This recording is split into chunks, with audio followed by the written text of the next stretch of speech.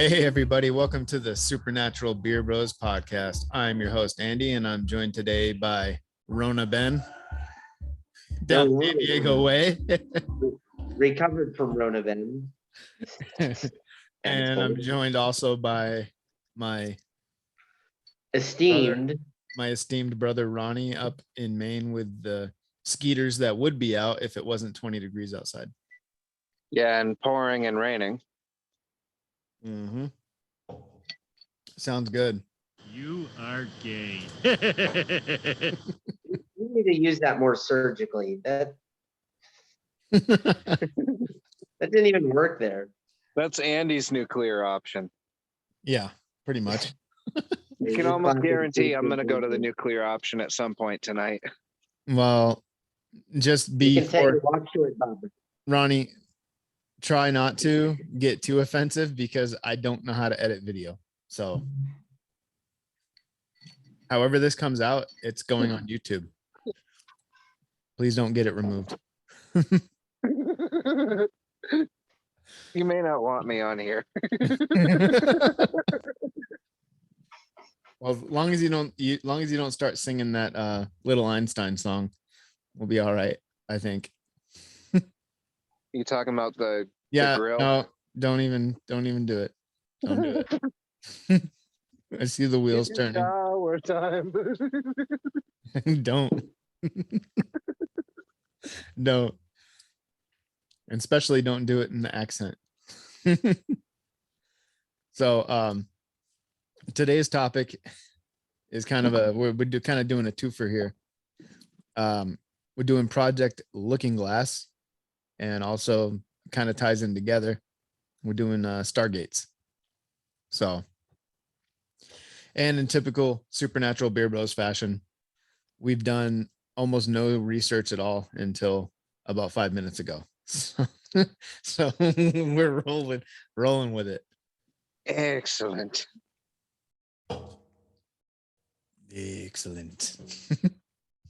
Smithers, release the hounds. Andy, you need to get a sound bite for your soundboard of Mr. Burns going, excellent. Yeah, I had thought about that, but I'd rather get one of him saying, release the hounds. Oh, goodness. Okay, so let's see here. How do I do this? Cry havoc and let's slip the dogs of war. Mm-hmm. All right. So Project Looking Glass. Time lensing technology used to look into the past and the future. You guys know anything about this? I know what I opened up and started reading 5 minutes ago. Yeah. So anyway, why is it talking about remote viewing? So apparently, are you seeing the name Dan Burish in any of your material? Yeah, I might have glanced at it. Dr. Dan Burish was a PhD in microbiology and a former employee of the United States. It says secret military forces. I don't know if they mean like special forces or what they would deem the secret forces, unless they're talking about like those. What was the colony on Mars topic that we were discussing a few months ago? Oh, the secret space program. Yep. Yeah. Unless it's something on that level, which I guess that would be it. But just a possibility. Yeah, he's actually a PhD in microbiology for. So that's sort of his wheelhouse, and his name is linked to this project. Is that the one where Andy was talking about how they repurpose nuclear submarines to fly in space? Yeah, something like that.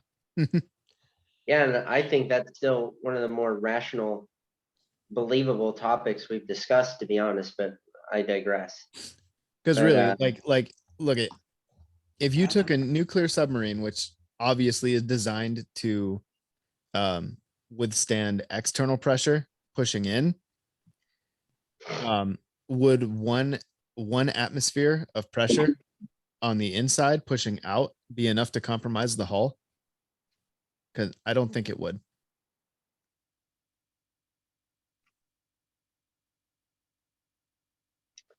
Because all you need, like it takes like, I mean, what's crush depth for a nuclear sub? I mean, what?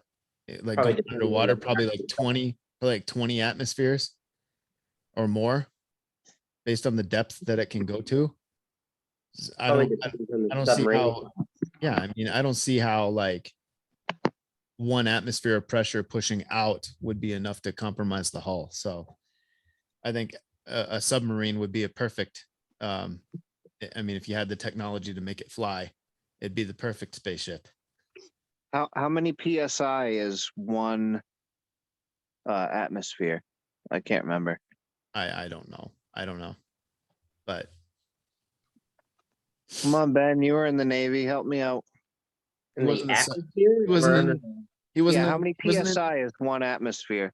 he wasn't in submarines, Ronnie. How does he know? I mean, a lot of this is just gonna depend on the class of submarine too. Cause like World War II, the German U-boats had, well, they call it collapse depth. Well, crush depth is officially called collapse depth, of course, which is the submerged depth at which the submerged depth at which the submarine structure or hull penetrations are presumed to suffer catastrophic failure. So that's going to, Okay, so I found it. So but for One- example, real quick, like the German U-boats in World War II, that was generally 660 to 920 feet or 200 to 280 meters for any Euro listeners. Whereas modern nuclear attack submarines, like the Seawolf class, are estimated to have a depth of 1,600 feet or 490 meters. So it's going to vary on the class of submarine. well, that's a lot deeper than I thought they could go. But anyway, one atmosphere is to rounding up is 14.7 psi. That's one atmosphere of pressure. Good times. Yep. So- But Yeah. But back to it, because this just to give a quick backdrop, because this Dr. Burish, DB, Dan Burish, DB Cooper, he was in 1986. He received an unexpected visit to the University of Las Vegas from the so-called secret government of the United States. Two of these men in military uniforms offered Dan to work on a high-level project where he could have put his professional talent at the government's disposal in a context of maximum secrecy. In 1987, he began working at a Nevada state government office. In 1989, he began receiving tissue samples. Dr. Burish examined them elsewhere and sent the report back to the place of origin. In 1989, he worked on a secret project and also on the so-called Sharp Storm. But in 1994, he was taken to an underground place called Century 4, Roman numeral. So it's Century Roman numeral 4, which is allegedly a part of Area 51, where he started working on Project Aquarium, and all this links to Looking Glass. Yeah. So anyway, what was this? Shit. So Wilcock, what's his name? David Wilcock, in his presentation, the 2012 Enigma. In the video, Wilcock discusses how the Looking Glass device apparently resembles what is depicted in the film Contact starring Jodie Foster. Since that time, I've seen a huge number of subtle disclosures within movies, TV, and even video games using similar symbolic elements to suggest manipulation is being researched seriously. So they're trying to manipulate the future using this technology. But Okay. I You want watched to hear? I watched a video with a guy or the guy talking supposedly worked on this project, and he got out of it for a few years, and one day whoever's in charge of this machine or whatever it is called him because they were having an issue and they wanted to see if he could work it out. So apparently he goes in there, and what happens is,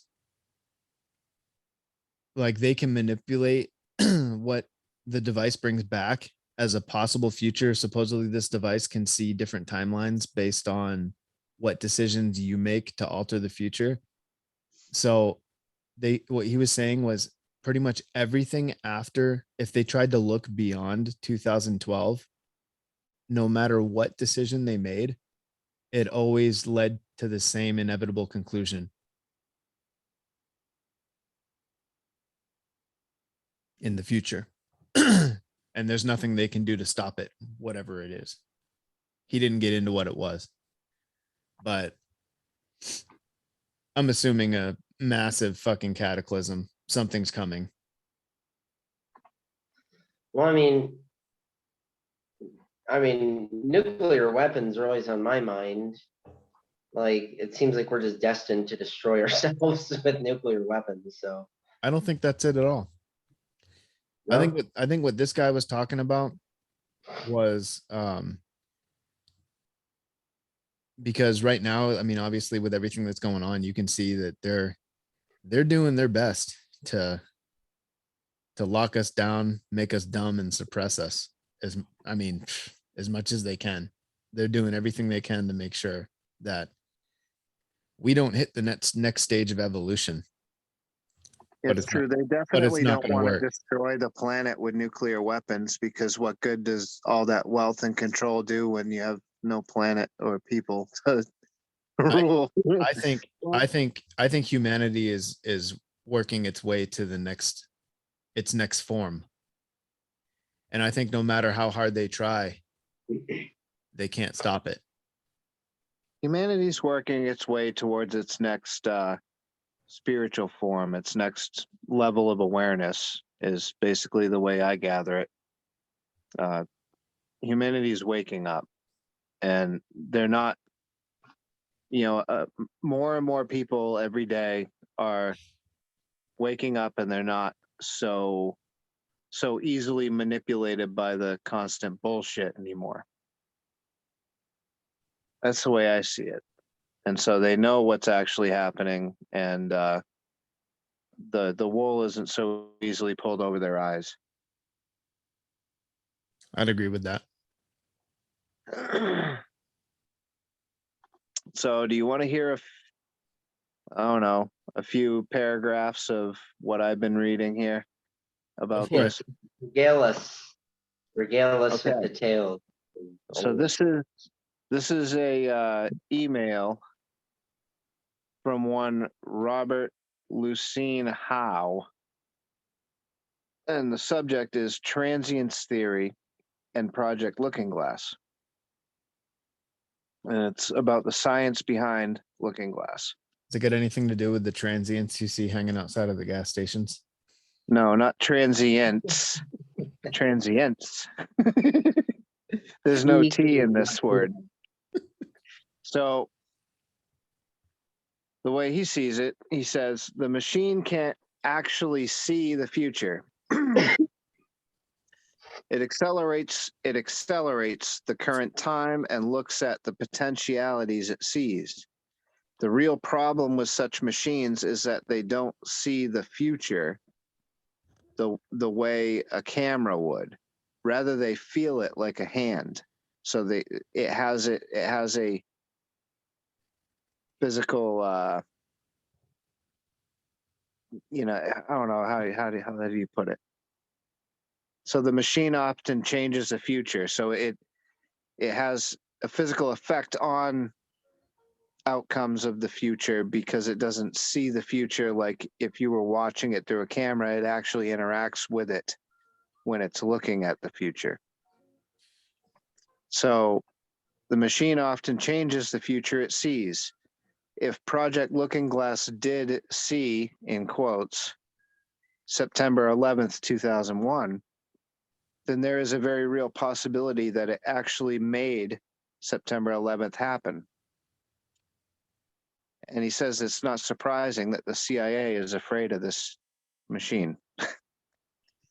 The heart of the device is a machine called a transiator or a time transiator. It does not work by looking into the future directly. The theory says that this is actually impossible because time is not a dimension, i.e., it is not like a spatial dimension. A lot of what I'll say later will seem to contradict this, even though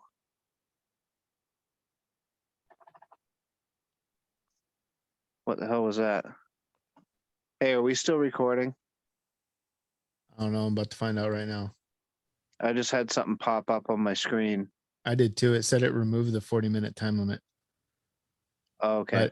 but we recorded last week and it didn't have a time limit. So I don't know. I think we're still going, right? It says it is. Okay, so Yeah. Oh, anyway, there it I'll is. keep going. Even regardless, I'm still recording on Audacity. So, I mean, bare It- minimum, we'll get the audio and then I So can it- just do something else with it if I have to. So it is simpler to regard time as an abstract concept. Hold on a minute. That Wait, did it say simpler?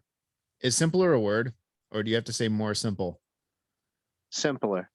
Simpler is a Simple, word. simple. Is simpler a word? Simpler is a word, Mhm. yes. Simpler, simplest. May I Sounds continue? dumb. General Andy, may I continue? You are gay. Professor Robert Langdon.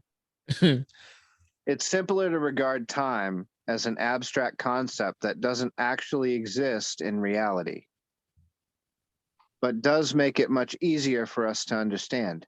Transiator theory changes a lot of other physics. Multiverse becomes impossible because they lose energy into each other and merge into one. Einstein's theories become much stronger and simpler, but it corrupts relativity, so it always allows FTL travel because reality itself only moves at the speed of light. The transiator is what the machine is. The machine tries to transiate, i.e., make real the future it wants, and detransiates realities it doesn't want, i.e., tries to make them not happen. The common name for such machines is fate engines. The real problem is that the machine works like a rocket, creating a vector of thrust, and vectors add together. If any other vector impinges on it, it changes the overall vector of the machine. Worse, a special class of machines have been developed that specifically subvert the vectors of other machines. People all have a transiator sensor that tries to make our future better and looks for things that threaten us and warns us. If we do a spell, or transiator is part of what does it for us. Our transiator is very important because it is what we use to protect ourselves from entropy so we can live much longer. A human with no transiator at all might only live 5 or 10 years. Sadly, most of this is in the past because human transiators can never have more than about 5 to 10 watts, and often only milliwatts, while some machines have achieved tens of kilowatts. We can still win here sometimes because 5 milliwatts can win against 5 kilowatts because the complex rule of transients follows. It all gets very complicated. This is way above my pay grade. Yeah. I mean, I understand what he's saying to an extent. I get the concept. What's your We all seem- understanding? it all seems very thin that we built something like this. Unless we got it from aliens. So now he's saying the machine's actually a time accelerator. It works by creating a change of momentum or energy of matter inside a Schrodinger box. Is that the yellow box? A peculiarity of many movies about time travel is that you often find some moving component in the center. This Back got to the anything to do? Future. It's got anything to do with tachyons? I haven't come across any of that in this yet, but it might. Those are particles, right? That Yeah. seem to defy time and space. Yeah, I think they're the only particle that moves faster than light, Those, which means they can those, travel backwards in time. those are the things that can shoot through large, dense objects, like right straight through the Earth without slowing down or changing direction, right? Yeah, they don't even interact with other particles. They just Yeah. keep going straight through. Yeah. So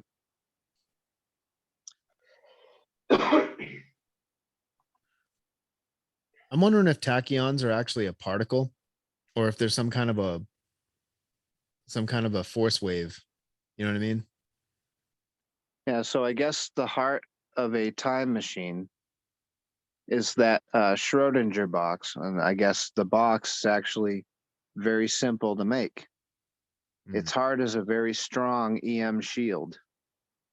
It is electrically shielded. Inside is a special box full of warm water at body temperature 35 degrees Celsius. Ooh, wait. Speaking of time machines, have you seen that TikTok channel with the guy that he claims to be in the year 2027, but somehow it's like almost like a parallel timeline.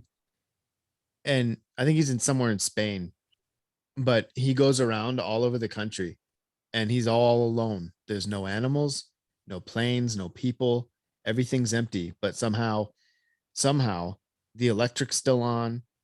There's cars everywhere. You can drive, the gas pumps work. Like everything is the way it is, only every other living creature is gone, including human beings. Like he's all by himself. And he has Maybe- videos of this. Yeah, he's got like probably 100 videos on there. Easy. He's on TikTok. Yeah.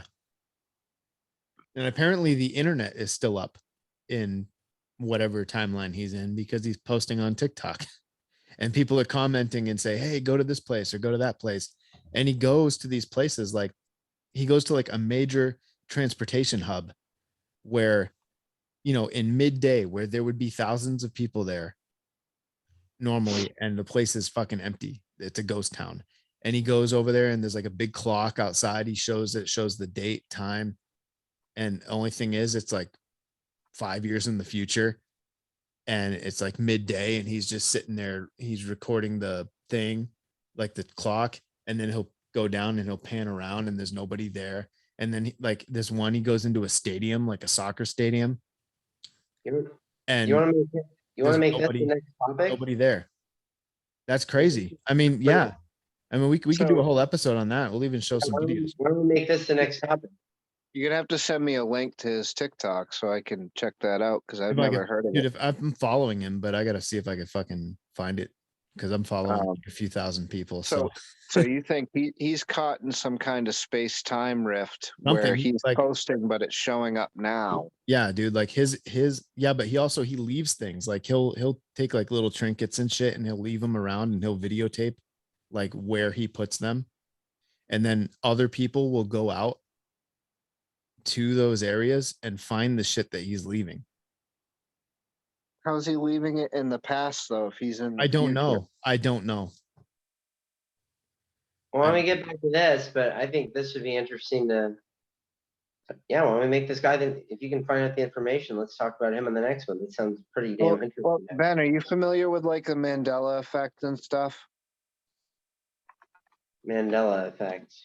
Yeah, because I think that same kind of thing that with that guy posting all that stuff might actually play right in good with the Mandela effect. So yeah, basically Mandela effect. refers to a situation in which a large mass of people believes an event occurred when it did not. Yep. Meaning our reality is changing. Changing before our very eyes. It's like don't look this up, Ben. How do you spell judgment? Judgment.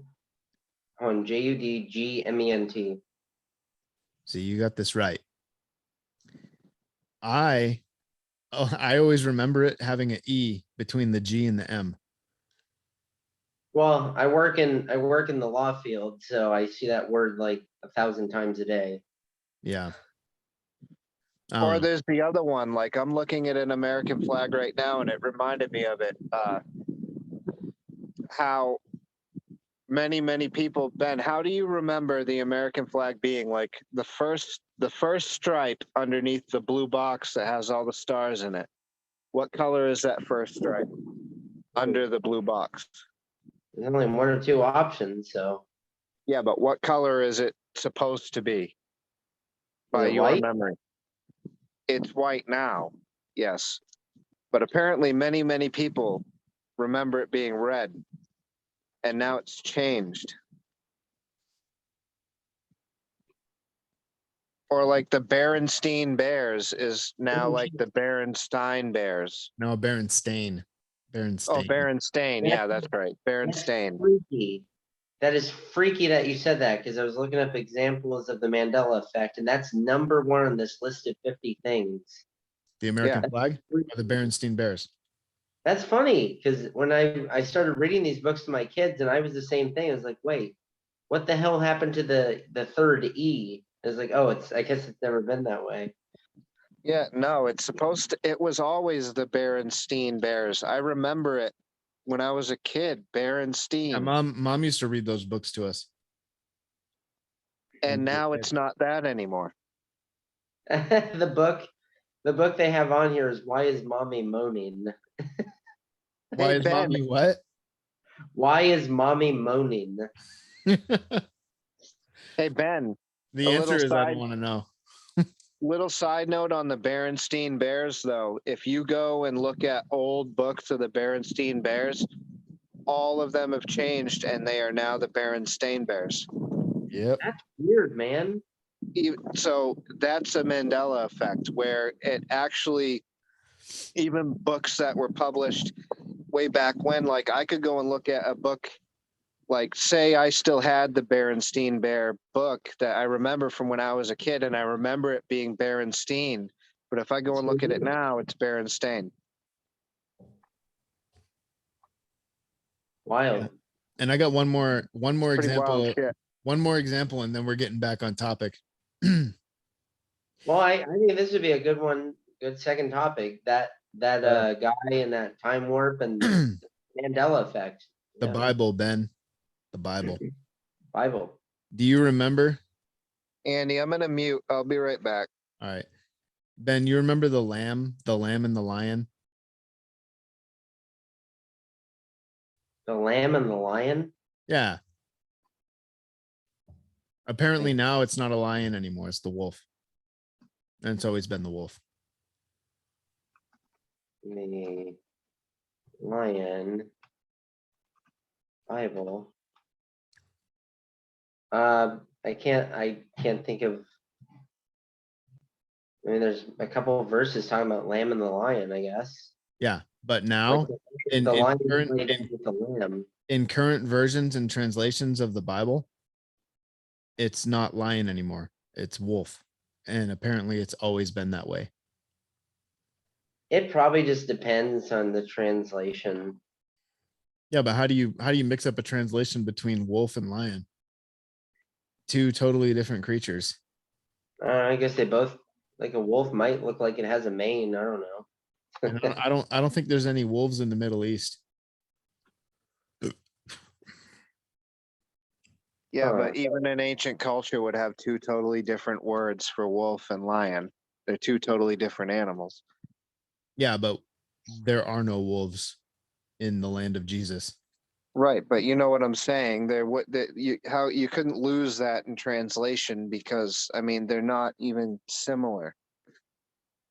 Well, there used to, all right, so there used to be something called the Arabian wolf that was found in the Arabian Peninsula, but now lives only in small pockets in southern Israel, southern and western Iraq, Oman, Yemen. So it's possible that they knew about yeah, they could have known about the Arabian wolf. So Wow. I don't know. But no, but that's crazy. Okay, yeah, because I remember when I used to go to church when I was a kid, I remember distinctly the translations being the lamb, lion, lamb they and have, lion, lamb and lion.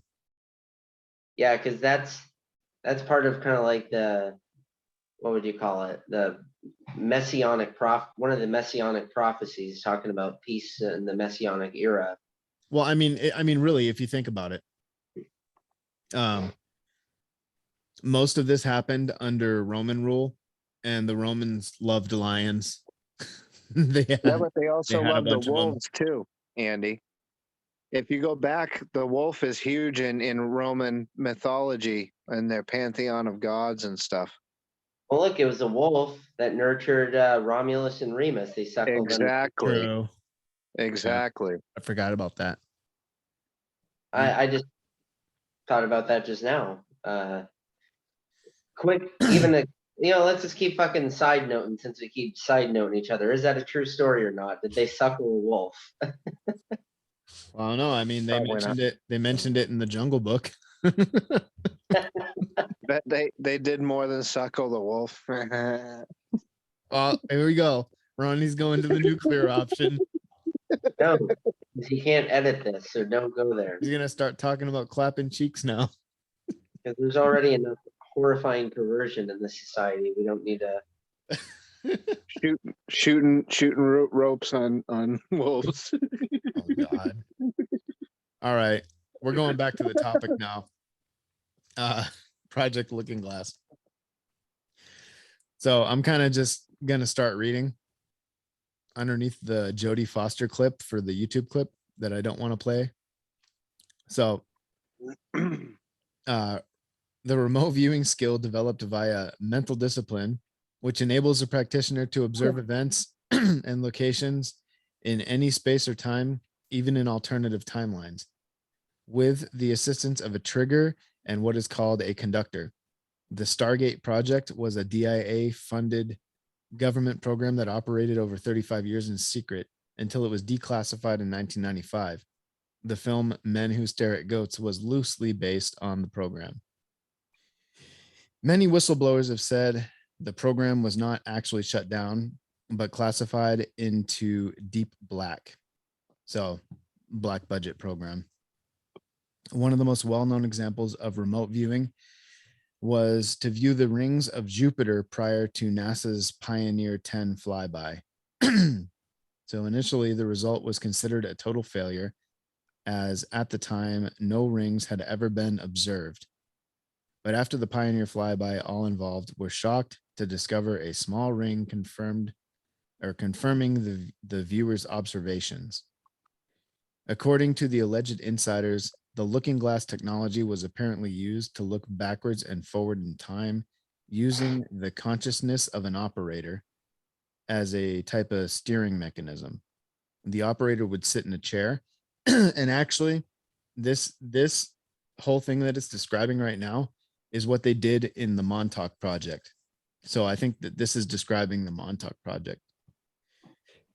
But the operator would sit in a chair that was apparently recovered from a downed extraterrestrial craft capable of interfacing with consciousness directly.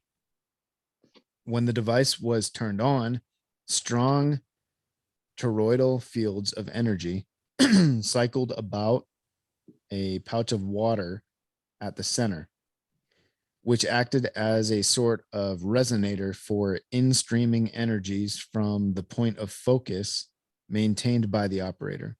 The data was collected and projected onto video monitors at incredible speeds, which later needed to be de-interlaced to reveal discernible energy or images. What's interesting is that the biases of the operator would have a direct effect on the images collected. For example, if one were to look back to the time of Jesus or Jesus's crucifixion, if the person doing so was an atheist, they may not see anything at all. But if the person was a Christian, they may see the infamous crucifixion event. And this is suggestive of a time-space mechanic in the universe wherein the human mind is able to navigate through time itself. The work of Dewey B. Larson and his reciprocal systems theory provides the basis for this interpretation. Yeah, so I don't know. What you got to say about that? I just I had a mean, picture of what this device actually supposedly looks like on my computer. Hold on, I'll send a picture to Andy and Andy can screen share it if he wants to. Well, I don't know if I can because I'm screen sharing on the computer and you're going to send it on my phone. So apparently, I could hold it up to my fucking webcam maybe. But anyway, I don't know. I mean, 'cause I don't know if that resource refers to the yellow cube, but I'm seeing on this information talk about the yellow cube, or something also known as the yellow disc, which is said this device along with looking glass. So apparently those are two separate items, allegedly. Looking glass and yellow disc or yellow cube is utilized by not only the industrial military complex, but also gray aliens, who both are trying to utilize networks of the yellow cube to influence timelines. Apparently, this cube or disk is a communication device from surviving extraterrestrial life forms from the Earth's future. It also apparently is a recording device that documented eons of human evolution. Like the looking glass, it's a holographic device. So you were talking about something earlier about like something always having to be in the center in a rotational fashion or something. That seems to be this yellow cube, allegedly. Hey, Ronnie, look at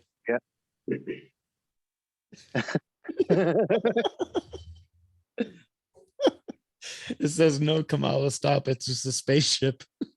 Oh my God. Oh, shit. That's awesome. Okay. All right. So this is supposedly, if you can see it, I don't know if you can, but that's what the machine looks like, supposedly. I can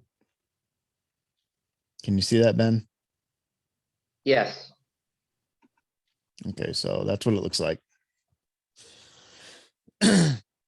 I was thinking it was going to look something more like off of that movie Rocket Man when he's going through the NASA tests and they put him in that chair.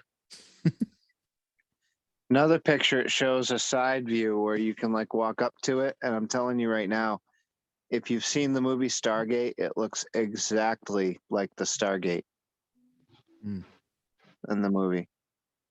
I mean, this is obviously a CGI image, but the claim is, yeah, this is what it looks like supposedly. And it looks exactly like the Stargates. Wow. I'm sending it to you right now.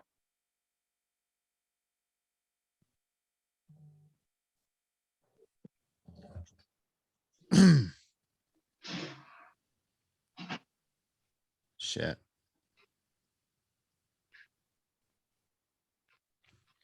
Ronnie, you need to get a better computer. I'll be right back. I'm All sorry, I'm not made of money like you, Andy. Hey, you are. You got more I'm money. not. You make more money and you got side hustles. So No, I don't. Not really. yeah. I mean, I might make a little more dollars an hour, but I don't have that cushy government medical pension coming in on top of my income either. You make more money than I do, Andy. Yeah. Well, that government pension's not gonna last. Why? Especially 'Cause when you they, won't take the especially vaccine. exactly. I'm not gonna take the job to, I'm not gonna take the jab to keep it. Fuck that. It's not worth dying for. Yeah. Knowing my I'll luck, put- I'll be one of the ones that dies within a day or two.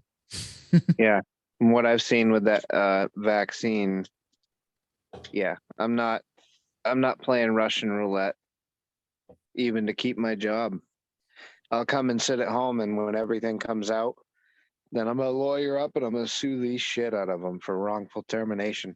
Yeah.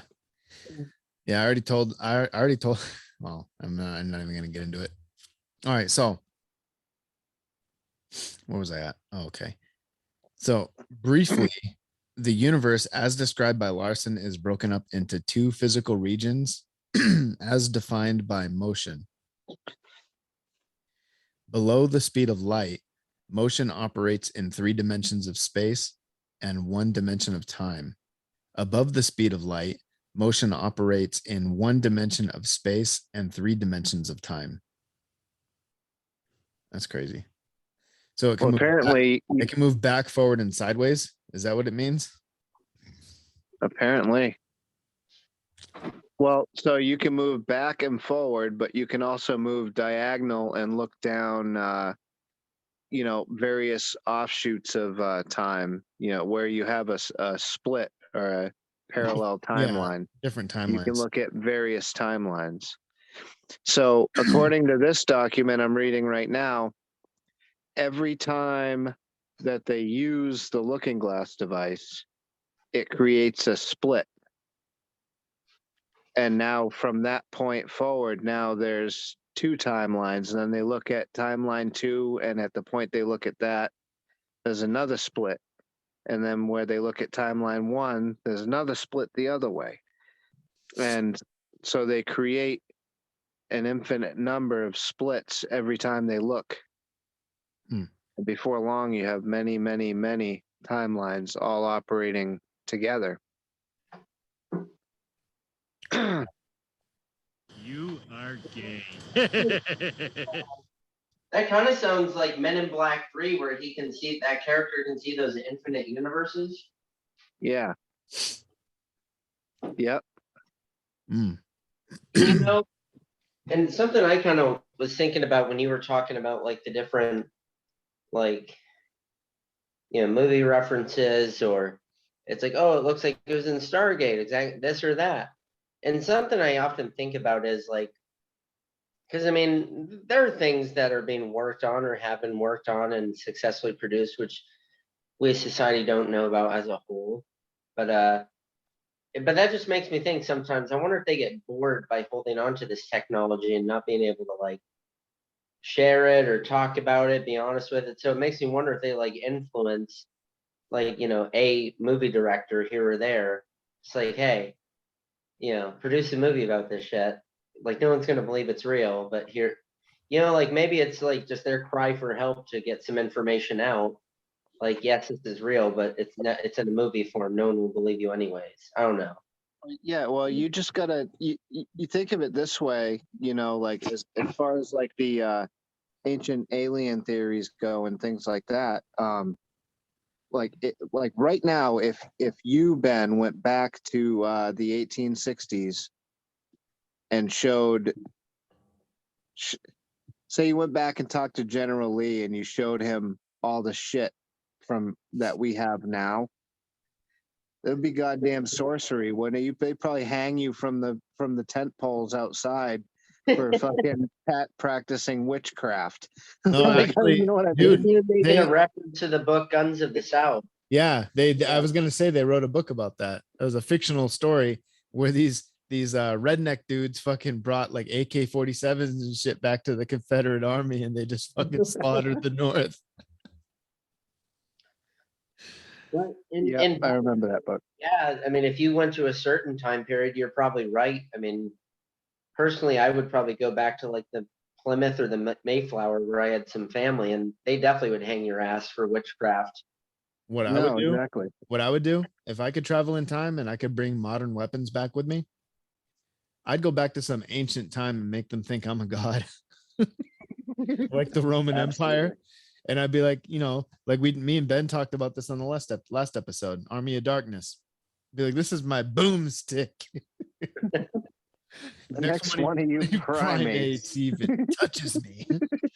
And he turns around and shoots that monster. Shop smart. Shop as smart. You got that? I mean, Well- I would go back to Constantinople and arm them with AK-47s and 50 caliber mounts and Oh, rocket. no. What about if we went back to ancient Greece and to the Battle of Thermopylae? Well, ultimately, their sacrifice won it for the Greeks anyhow. So Yeah, but I'm saying, what if we gave the Spartans fucking 50s and shit? Just sitting there in the gates. yeah, because it made them less of men or something. It's like we Fucking rip through them. and sword. The battle of Thir- We give them coastal guns to shoot down to fucking sink the Persian army, the Persian fucking navy as they're moving in. You sink them the out there battle off the water. battle of Thermopylae stalled the Persian advance long enough That's what to I mean. unite enough of the Greek states to oppose them. That's the whole sacrifice in reality of the Spartan 300 is and it wasn't just the Spartan 300 either, like they like to say it was. There were 2,000-3,000 Greeks from various other Greek Yeah, city states. But there were 300. there too. There were 300 Spartans was the main effort, and then you had other groups that joined them. But it was like in the movie 300, and they show up and they kind of meet together, the two groups. And he's like,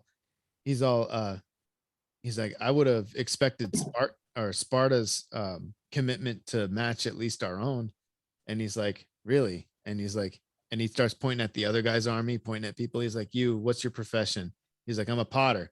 And you, farmer. You, blacksmith. Spartans, what's your profession? He's like, you see, I brought more soldiers than you did. Yeah. No, I see what you're saying. It's like their sacrifice still won the war. Whereas like I would go back and help people who lost, like the people who hold my affection, the Byzantines. You who see, got- Spartans didn't do menial labor. They didn't have trades. Their sole thing was war. They had helots to do their trades for them. Everybody had the helots, the slaves. And I was gonna say, if you're not familiar what a helot is a slave. That was a Spartan's slaves. All right. So it appears again in typical Beer Bros fashion. The sea has gotten foamy. And we've wandered way off course. Well, no, I think it's fair because we're taking the concept we just discussed and how we would use it. I think that's cool. Yeah, but it would be awesome if you could bring modern weapons back. So would you go back to Thermopylae and side with the Persians and just slaughter the 300 right there in the pass and just let Fuck them go yeah. goodbye?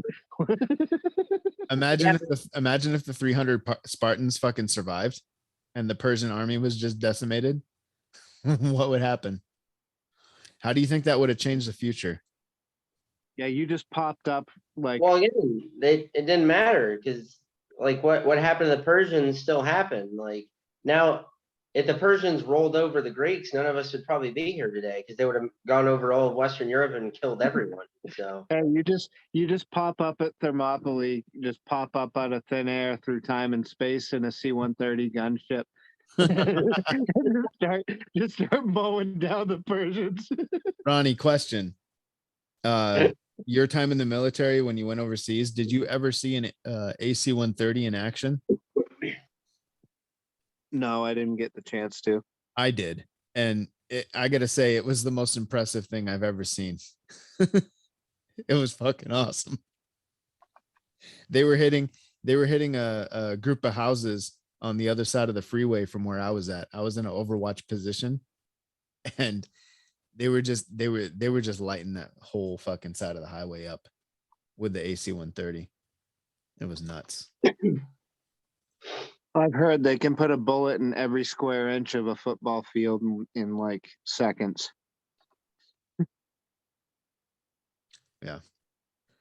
It was impressive. Pretty insane. So anyway, as I was saying, we're talking about time, the speed of light. So I'll recap real quick since we wandered way off. Above the speed of light, motion operates in one dimension of space and 3 dimensions of time. So as bizarre as that sounds, the mind is uniquely equipped to navigate in time, which is able to access memories of the past, gain awareness of events in the present, conceive of future possibilities. Ludicrous speed. Go. Oh my God. Here we go. He's like, fuck, stop this thing. We can't stop. We got to slow down first. Bullshit. Stop this thing now. What's the matter, Colonel Sanders? Chicken? They pull the fucking brakes and he goes flying forward into the control panel and smashes his helmet up. That's the movie Spaceballs for those of you that don't know. All right, so and even imagine alternative events that did not actually happen. In other words, the human mind can select a point of focus, just like in remote viewing, and receive information from the store of memories made during the experience. So, you know what? Actually, this kind of ties into another topic, the Akashic Records. You ever heard of that, Ben? What is it? Have. The Akashic Records. Or Akashic Records, Akashic Records. Yeah. It's like No. where everything, like literally everything that is, was, or ever will be is stored in space. And it can be accessed in the proper frame of mind. It's stored in the collective consciousness of Yeah. the universe. So I see that this is associated with Edgar Case, who's a favorite topic of yours.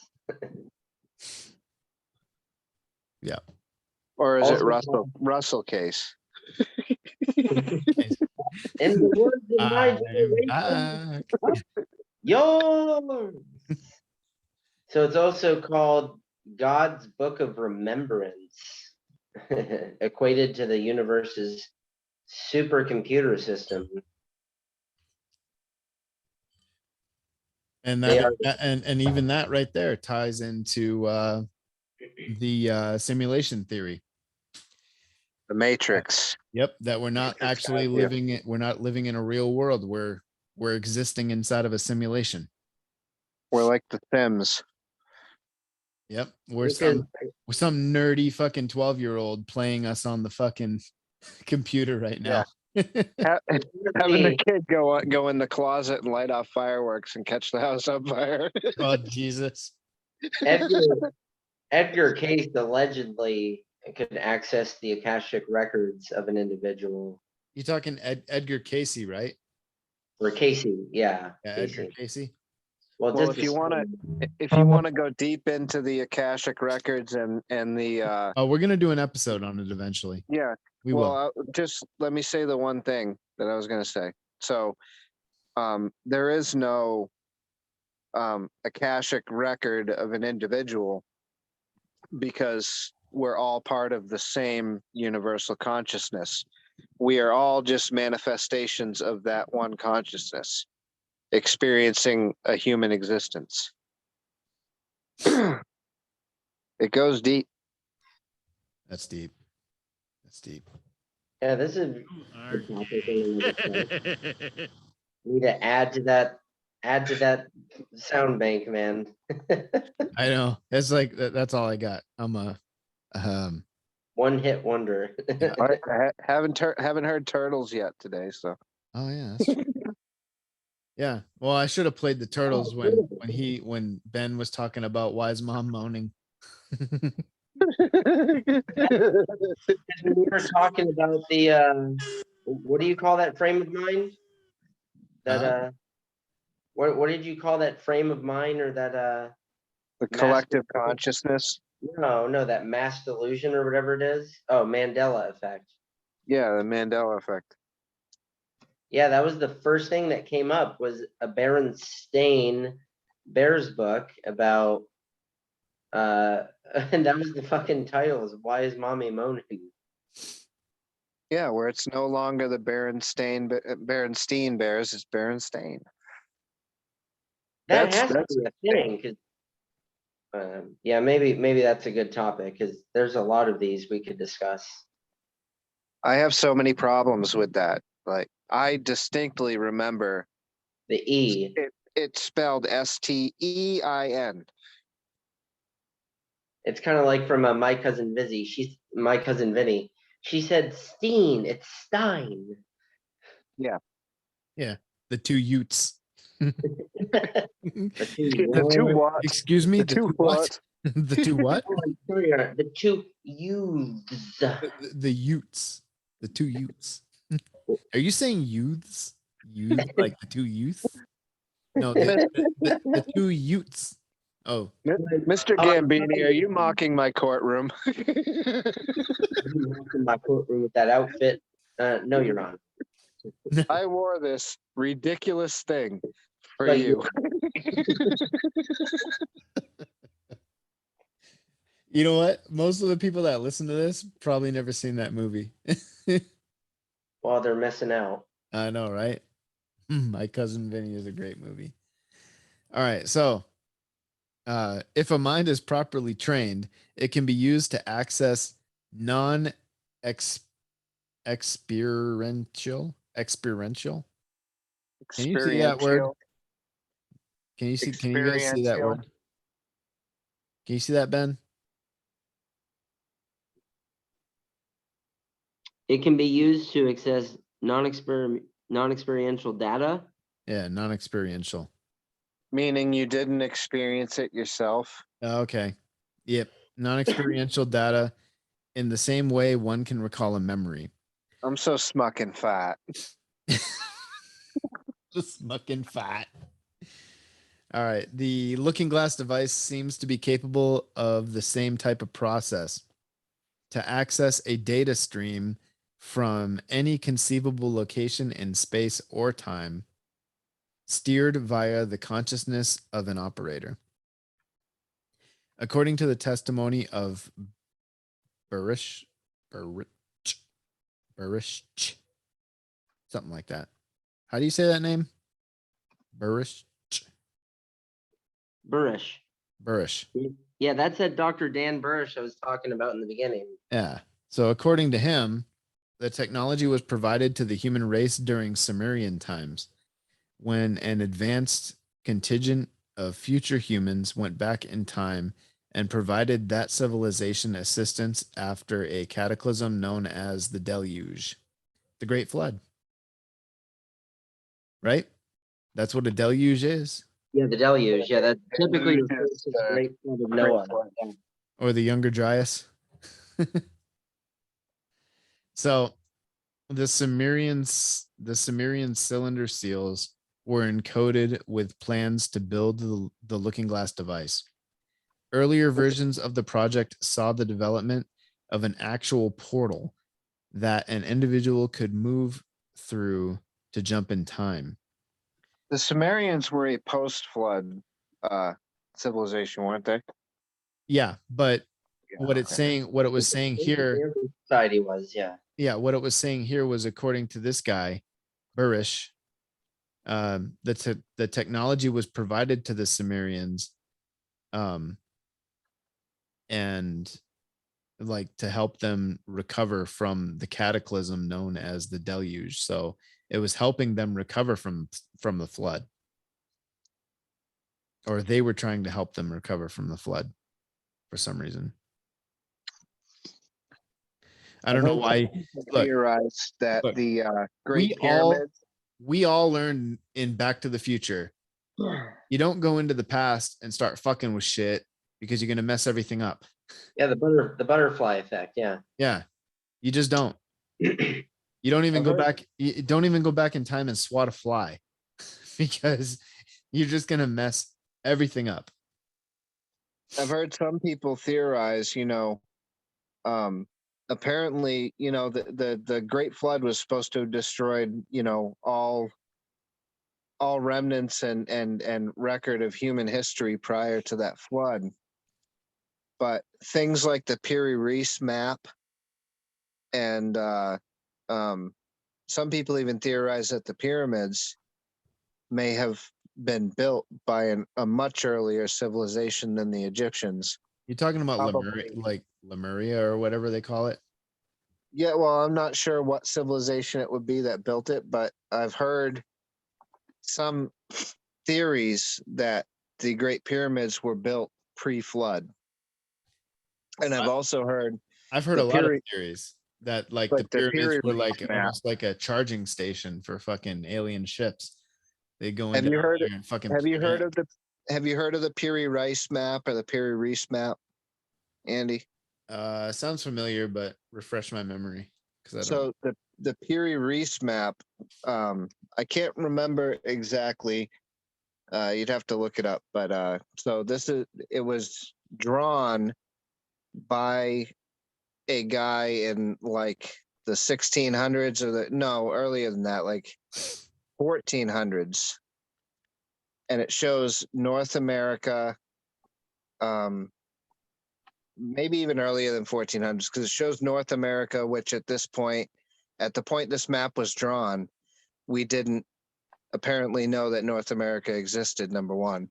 But it also shows the coastline of Antarctica without ice, no ice, which we didn't discover the coastline of Antarctica without ice until we developed, ground penetrating radar and other methods that we could see through the ice. Yeah. So some people think that he may have drawn that map from an earlier referenced map, some type of a relic map from earlier times, from when Antarctica had no ice. I wonder if we really got out to Antarctica and started exploring and digging. Like, I wonder what type of fossils we'd find there in the dirt and rocks. Well, there's because I've heard a theory about the deluge, which of course is referred to by Christians and Orthodox Jews as Noah's, the flood of Noah. But because the idea is that the flood fundamentally altered the world, because there's a common belief, especially among like evangelicals and certain Orthodox Jews, that the world was entirely like lush and green, which actually is kind of confirmed at points by science, because they talk about how, for example, Alaska, used to be at the equator. Other continents used to be in completely different parts of the globe than they are now. So especially when we were Pangea, but so the idea was that everything pretty much on Earth at the time was lush and tropical, for man's benefit, nice and green, and every place was just, then the flood occurred and it, wiped out just untold, trillions or whatever of plant life. Just, and there's even a theory that all the oil underneath, in the underneath the topsoil, the top levels of our planet, came from the deluge, wiping out hundreds of millions of dinosaurs and all this All right. entire forests and continents of Look, trees. I'm gonna Ronnie, come back up so you can see, because I'm gonna share my screen right now. I'm gonna show you something that ties into what Ben's talking about. All right. A long time ago, some archaeologists in Texas, they found a hammer in a Mhm. dig, and the rock that this hammer was found in dated to almost 40 million years ago. Yep. And as a matter of fact, the wood that is attached to the hammerhead is petrified. Yep. So I've seen that hammer actually. I don't know if Ben has, so I'm going to show you. And it's a very modern hammer, like in design, Check everything. it out, Ben. You see that? Yeah, It's almost like a 1800s style hammer, like what they They're use to saying drive like railroad spikes. carbon dating has that hammer at 40 million years knock old. that a day's wage for napping on the job. Yeah. Yeah, and that is a iron. The hammerhead is iron. So you're talking some species on this planet, human being or otherwise, was working in iron 40,000 years ago. 40 Or million 40 million, years ago. 40 million years ago. Yeah. Yep. No, but when you get into what Ben was talking about also, with like you look at like where things like mammoths, for instance, or various ice age animals being flash frozen, Yeah. where they froze so quickly, they still had food in their mouths. That lends a lot of credence to the theory of crustal displacement, where all of a sudden and very suddenly the crust of the earth can shift by hundreds and even thousands of miles Yeah, but I don't see how without that warning. I don't see how that could happen without killing everything on the planet. Because think about how much force and whatever would be involved with moving that much mass that far that quickly. And plus, It not could not be not anything. not to mention the effects it would have on the oceans. I mean, Well, it would make a huge wave, a maybe huge that was wave. the source of maybe that was the source of the flood. Explain no, another. but the Well, flood, that's what I was the saying. the That it flood could was explain the caused. flood. The flood was caused by 40 days and nights of rain. That's clearly depicted in the Bible. It wasn't a giant wave. Well, still, Pangea split up, so it happened either way. Yeah, but I'm not talking. It wasn't a wave though. It was rain. Well, I know, but that crust displacement would cause like colossal tsunamis of epic proportions. Exactly, Well, but you know it what would I'm kill saying, like every how- living thing on this planet aside from ocean life.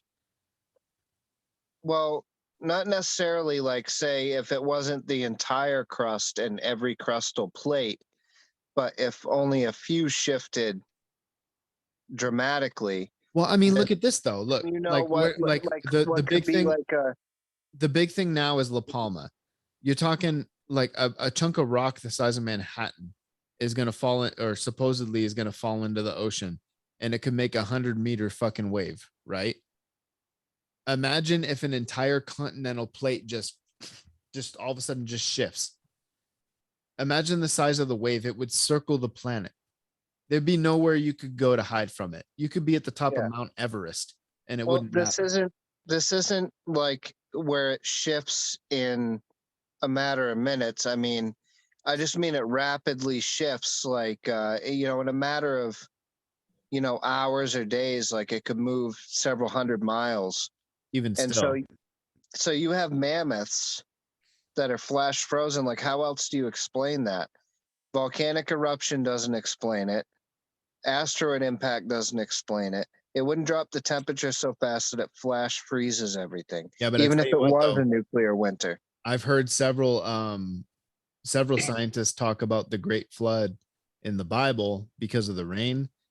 I've heard them explain it by an asteroid impact in the ocean, because it would throw up, because of the heat, it would throw up so much vaporized water into the atmosphere that it could literally rain for that long globally.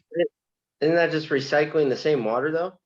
Yeah, but that water that would otherwise be in the ocean is now falling on land. And Oh, it's not yeah. it's not like the water stayed there, it receded. You know what I mean? That But could explain it, I suppose. I've heard a lot of scientists, well, not a lot, but I mean, I've heard a few scientists explain the Great Flood that way, that it could have happened like that. Yeah, just briefly going back though, I mean, I've heard the theories, actually some interesting documentaries from, I think it was like a 7th-day. I mean, it depends on the church or denomination discussing it. This happened to be a Seventh-day Adventist group theorizing about it, but I guess the theory was that everything was fairly lush and green in creation, as sort of God's, generosity to man. And then the flood is like, all right, you messed with me. Yeah, so Antarctica could have been perfectly green and, lush, and I don't know about tropical or anything, but still, fruitful if man ever made it there, for example, and they could have lived there probably. So Maybe that's where the Well, garden I want is. to know what could happen in man or nature at this point. I don't think they've ever explained, other than crustal displacement, which could do that if it could shift that far that fast, where you could have an animal that is in an environment that it evolved in, and then literally the climate shifts so rapidly and suddenly that they flash freeze and die and causes a mass extinction well, that would just be because of global cooling. I mean, there's been like, in a matter of seconds, though. because you probably remember the film Day After Tomorrow, which covered that Right. kind Yeah. of Yeah. covered that topic. Yep. Yeah, I mean, but that global superstorm thing's kind of That's thin. It's that's thin, kind of but thin. it's anorexic. That's a lot. That's a lot thinner than. That's a But- lot thinner of a theory than crustal displacement. But to have an isolated storm like that, a Well, spinning because- hurricane type that pulls down super cooled air quickly from the upper troposphere or whatever, to flash freeze a fucking a woolly mammoth, I think it could happen, but it would be an isolated pocket. Yeah, Like, not it an wouldn't entire be a continent of global animal. yeah, no, it wouldn't be a global freeze like that. well, because Way. the whole theory behind that, I believe, because they discussed it in the film as well. And again, I'm not trying to like, I base my everything I believe in what I see in films. Just films usually discuss, popular topics with, because this was the shutdown of the thermohaline circulation, which, typically is warmed up by the North Atlantic drift. So this impacts countries like the British Isles, Western Europe, the Nordic countries, which of course, all those countries got fucked in the Day After Tomorrow. Like everything south of like fucking Mississippi froze to death. So Yeah, you see in the movie Americans running south over the Mexican border, and it's snowing on the border. Yeah, fuck that. You know what? I was gonna say something, but I'm not gonna get into that. but so that's the theory behind that, is that shutdown of the thermohaline cycle, which thus ceased bringing those warm currents into the northern regions, potentially caused that kind of freak, freeze flash. I guess you would call it like a flash freeze. Yeah, but like what Ronnie was describing earlier with the crustal displacement, that is exactly what was depicted in the movie 2012 with John Yeah, Cusack. I love that movie. I watch it all the time. It's my favorite dystopian film. Yeah, and what happened was when the crust shifted, it shifted so quickly, like within a day, an entire continent moved like 1,500 miles, and the wave, the tidal wave that resulted was like 3 miles high.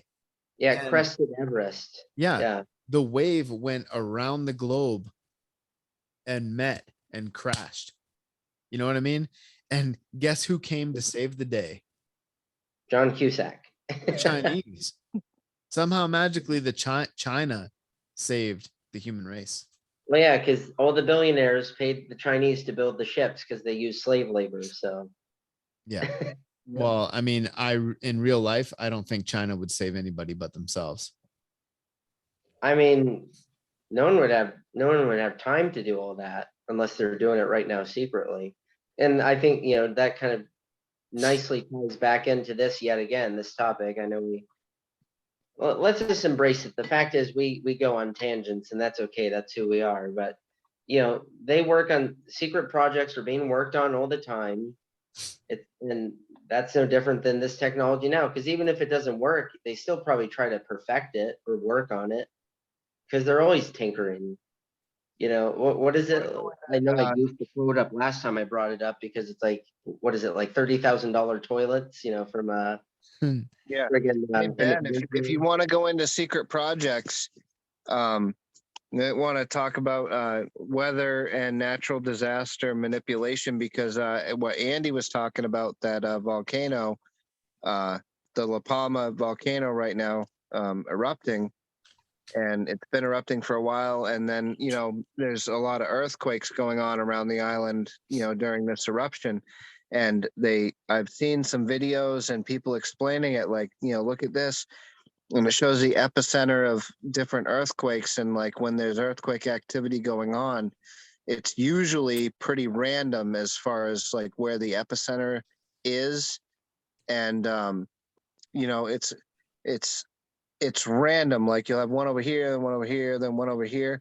And then they're showing like a timeline of the earthquakes going on around La Palma. It's a And perfect grid. it's almost like they're occurring in a grid pattern and in sequence, almost as if it's a planned thing that like someone is causing it. It You it know, look it looks like directing it. it looks like somebody's detonating bombs in a grid pattern around the Well, shit, that was the plot in like the Superman movie with, you know, what's his name is Lex Luthor, Legion of Doom. no, this is when the guy who got paralyzed who played Superman. Christopher Reeves. Yeah, this is the one where Christopher Reeve. I'm trying to think of who the guy is from, you know, the guy he played the mayor and the president in Mooseport. Well, you know what though? One thing that we all have in common, though we may not be 100% knowledgeable on all of these topics, we're all nerds. Gene Hackman, no, but remember, because Mhm. Gene Hackman bought a bunch of shit property in California, which is like pennies on the dollar, and then, you know, the motherfucker started bombing the Rim of Fire, you know, the San Andreas Fault. Oh, Yeah. hey Ben. He's gonna have coastal property. Ben, Yeah. if you're ever a lawyer, and do me a favor, don't be as retarded as the prosecutor in the Rittenhouse fucking trial. That dude looks like Littlefinger. They were comparing him to the best one I saw was they were comparing him to the restaurant manager in the in Office Space, where it's like, you know, Yeah. they charge Kyle Rittenhouse with not having enough flair. Yeah, I saw that. Oh my god. Hey, I've heard a lot of people comparing him, like, saying that he looks like Littlefinger from Game of Thrones. Yeah. I've seen a lot of great ones on that. Yeah, that guy just he has a very prickish hairstyle. He's like, I did tell you not to trust me. Hold The guy on, looks like a fucking weasel. Yep. It's a total weasel. that's a typical prosecutor though, and you know that's a big shift for me because I used to be all like, oh, back the blue and, you know, prosecute the bastards, but now I see a lot of these people as fucking weasels. No, But they're doing everything they can to throw that kid in fucking prison for the rest of his life. well, yeah, because they want to attack him because they eventually want to attack all of us. Like, Well, if that kid it's a political case. if that kid doesn't have a legitimate right, then no one freaking does. Exactly. But Because anyways, have you seen the T-shirts? Have you seen the T-shirts some company was made? I don't know if it was Till Valhalla Project or someone else, but it's like they called it the Kenosha hat trick, and it was like chest, bicep, and head or something like that. Yeah. yeah, so anyway, The sea is foamy. it is really foamy. And But we got some really high swells. Okay. I got so many fucking crickets in here. I'm surprised they're not making a bunch of noise. better than ghosts. So I'm just like right now, I just seen this movement out of the corner of my eye this way, and I look on the wall of the fucking cricket right there. I was All right. So Leg of cricket. according to Burish, Burish. accounts provided by captured beings known in the program as P45s, future humans 45,000 years into the future. The Earth was destroyed by massive cataclysms around the year 2012. Well, that didn't happen because we're still here, right? This as apparently, because Looking Glass devices were actively being used during a major celestial alignment, which overloaded the organic energy grid of the planet. Burish further claims that the device has been dismantled as a result of discovering two probable timelines. One of which is the cataclysm described by the captured being. An attempt was made to look into the future, but no concrete data was able to be received past the infamous date, December 21st, 2012. Wow. So the winter So solstice. yeah, the same date where supposedly the Mayan calendar ends. December 21st is the winter solstice. So apparently there's a giant cataclysm on the winter solstice of 2012 that destroys all life on Earth. Well, it didn't happen on this timeline, apparently, because we're still here and we're doing this podcast. Right. But you know what it would explain? A lot of the Mandela effects since 2012. True. Because we all died on December 21st, 2012. And on the timeline that we remember. Yeah, and But we were our consciousness was immediately shifted to this timeline. Like that. Man, this is all we shit. didn't even notice. We all need to like smoke some doobies and discuss this because We drop some acid. We'll drop some right? acid and do this. We go so much fucking deeper. Yeah, man. This is like, I don't even know, man. That's how boring this podcast would be if we were smoking doobies. Nah, it wouldn't be that boring. You'd hear me retching in the background in about 5 minutes. Probably me too. I can't handle weed at all. I'd be crossfaded. Definitely. And you saw me, Ronnie, what happens when I get crossfaded. I told you not to do it because it does the same goddamn thing to me. You're my twin brother. I told you don't do it. It does it to me too. Yep. I only took like 3 good hits off of that joint. And then I spent the next 6 hours with my head between my knees. You're about 2 hours, 2.5 hours. Yeah, that was bad. I had the spins. Bad. I couldn't move. So anyway, 2012, suggesting that this date is a nexus point in time whereby either timeline 1 or timeline 2 would gain momentum. On the last report, Burish suggested that timeline 1, the positive timeline, had an over 80% likelihood of coming to fruition. Given that we are nearly 3 years beyond 2012, so this was written in 2015 apparently, and no major cataclysms have occurred, we are most likely well entrenched in the positive timeline. This is undoubtedly one of the more intriguing topics in awakening timelines, which seems to be well hidden in popular works of fiction. Corey Good, and we brought him up in the secret space program. Corey Good, a secret space program insider, claims to have reviewed documentation relating to this project. So that's it for the article. But I think this is getting into what's down here is getting into kind of more of like a discussion. So October 2005, extracted from Project Aquarius and the story of Dr. Dan Bursch, Spanish version. Doesn't look like Spanish. Yeah, I mean, it seems to me, but like with a lot of the other stuff we've discussed when we've gone off on tangents, that this looking glass and different timelines and one timeline was destroyed. It kind of lends credence to it. Like it may not be as thin as we thought. Maybe it's plausible. Could be. I don't know. Can't prove any of it. So, I mean, as long as the government's silent on the matter.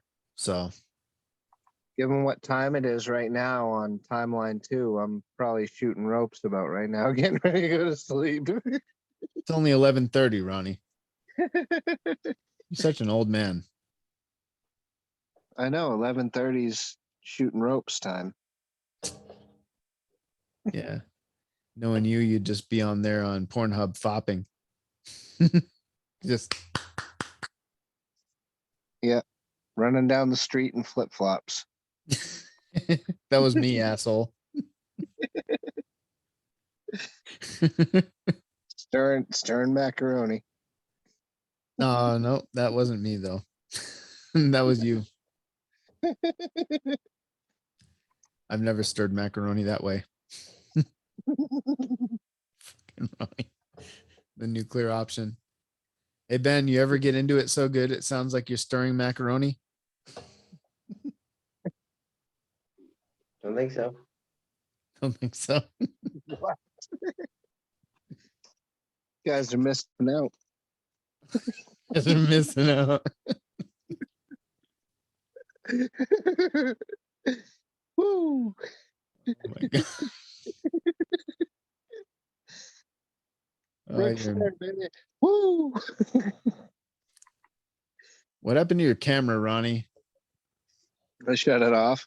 Why? I don't know.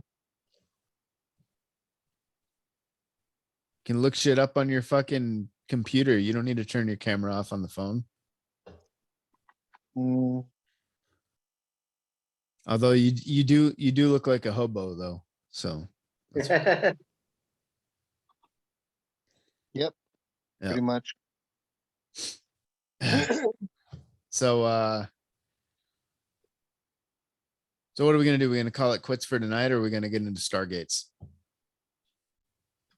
Get into Stargates next time if you want. I don't know how much time Ben has, but I mean, Okay.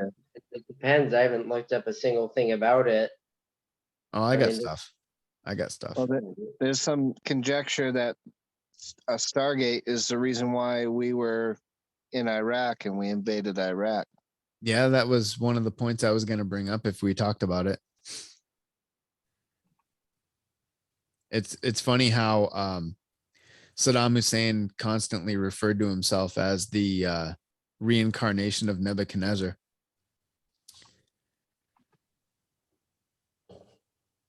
Yep, I remember that.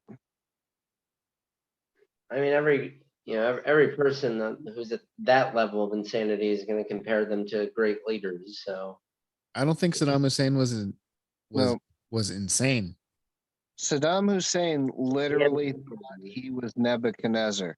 He was definitely an asshole on a power trip, but I don't think he was insane. He knew exactly what he was doing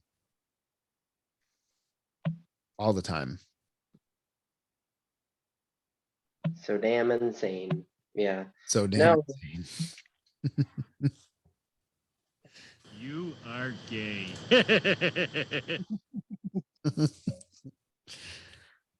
Yep. So we're gonna get Could you into this, imagine? or Do you we're imagine gonna- that the noises coming out of Saddam's cell? After we caught him while he was waiting for his execution, probably sounded a lot like the turtles. Warden, I want my own cell. He said, I "You think- ain't got your own cell, boy." I do think it's Nah, he put Big Bob in there with him. sure. I mean, Hey, Big old hey, Bobby. hey, Saddam. The Stargate's a deep topic. He's like, hey, Saddam, you ready for your cock meat sandwich? Hope you like extra mayo. Give me a fruit cocktail. Come here, I'll stir your juices. We'll rearrange them guts.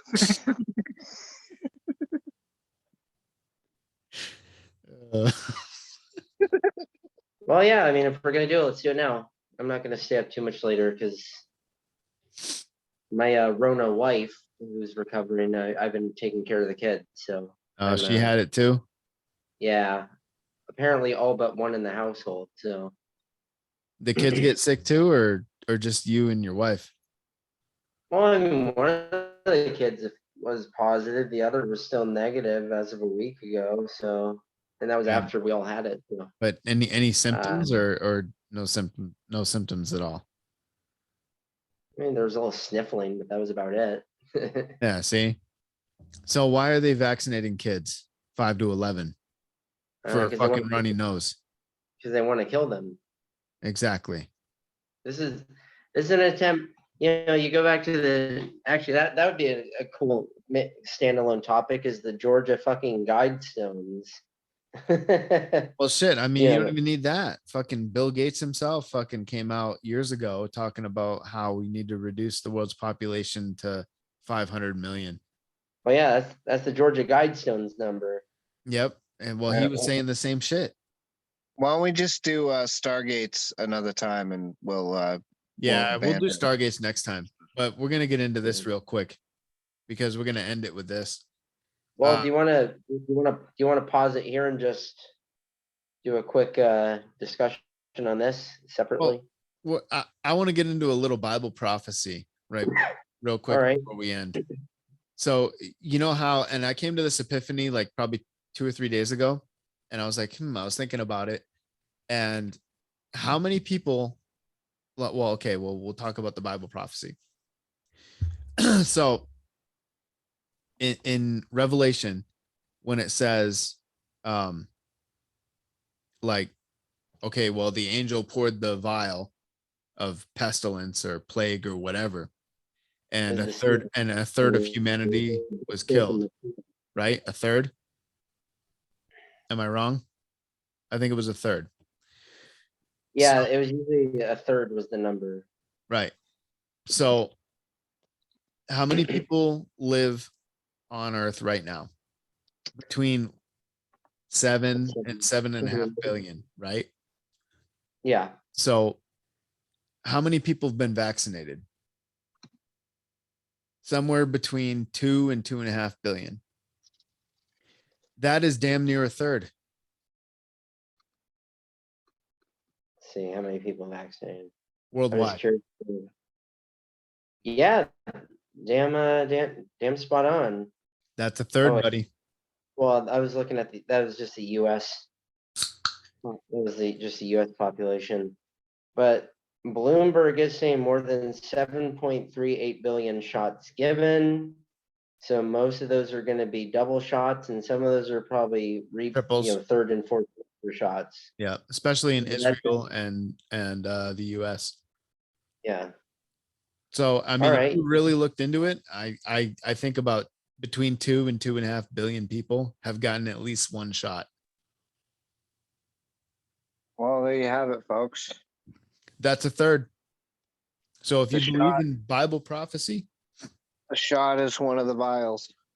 something to think about. Well, just the because this whole injection really is like a religion. Like you see people who go around like frigging missionaries, like trying to convert people to to the vaccine, to the injection. And I refuse to call the vaccine because everybody knows the CDC like changed the definition 3 times on The vaccine vaccine. turned into a damn cult. It is a cult. That's what I'm talking about. Like the injection itself is like some secular sacrament. It's like a point of worship. It's like a rite of passage. It's everything that you would expect in a cult. It's I mean, people get so like uber religious about like getting the injection, and if you don't get it, they get like super offended. Yep. And like you've just, said, like, if you saw Life of Brian, when, they say the name Jehovah in a bad way and they throw stones at people, Yeah, Um, and but this yeah, is a cult. This is a cult too, where they got so many people to drink the Kool-Aid in this cult that it puts the friggin' Heaven's Gate to shame. Yeah. I mean, But yeah, you look at this like heightened passion, especially to inject children 5 to 11 who literally just don't die from this. Yeah, a few have, and it's tragic, but people die from shit every day, and that's just as equally tragic. I mean, like, no, and now they're at a like no point one, too. They want to force it on the kids, and without parental consent, where they're going to do it at the schools behind your back as a parent. Well, yeah. Now well, with they already did that in that shitty Loudoun County in Virginia. Like they gave over 100 children the wrong frigging injection. They gave them adult injections, not children's. yeah, and dosage. they say, "Oops, sorry, we made a mistake." Bullshit. You didn't make a fucking mistake. You did Yeah, that shit on purpose. this is a cult to kill people. And then when I see, those articles about COVID, mRNA infused vegetables, it's like they are really trying to reduce the population here, like Yep. on purpose. Oh, We by didn't the way, all this infuse COVID vegetables with discussion at the fucking- end, this is gonna get totally fucking banned from YouTube. Just so you know. we didn't even think, well, True. until you said it, until you said the word, we didn't even say the word. You just said the word, Ben. That's why I said it. Oh, You I just didn't said remember COVID. saying that. All right, well, I should have remembered one of my favorite podcasters says the coof, so I'll change it to the coof. But Uncouth savage. Call it the Fauci ouchie. Fauci ouchie. Yeah. I mean, But yeah, I yeah, mean, like they didn't try to put the smallpox vaccine into vegetables, or the polio vaccine into fruit or whatever. This is just we're at like a different level right now, where it's like the insanity is just off the charts. It really no, is. the tyranny is off the charts. Well, yeah, but And you insanity is have the driving Democrat it. Party doubling, tripling, and quadrupling down on stupid. Well, it's not stupid. Well, okay, yeah. So It's I not- withdraw insane. It's not really that. It's not the Democrats. This is a worldwide problem. It's Well, going that's what on I mean. everywhere. New Zealand, everything. Australia, Canada, Germany, Austria. Austria is just as bad. Austria is going through some shit, the same type of shit that Australia's doing. I mean, Well, the whole world is going crazy. See, I think because they had a really good prime minister over there. He was a younger guy, and he was just forced out for some weird reason. I don't know if it was ethics or something else. But as soon as he was gone, this madness starts in Austria. Like he was a real populist conservative. Then they forced him out. So I think that was orchestrated. So they could force this shit. And here's the thing.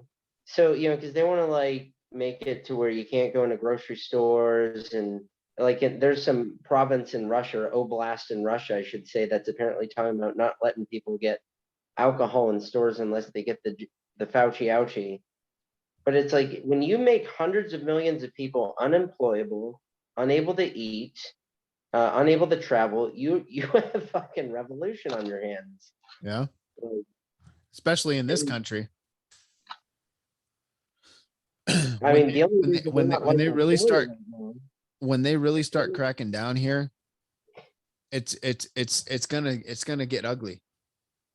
Dude, if you really look worldwide, Andy, right now in America, as far as everything that's going on, the American people at this point, when compared to a lot of the rest of the world, when you're looking at Australia or you're looking at a lot of European countries, Americans as a whole have shown the most restraint Yep.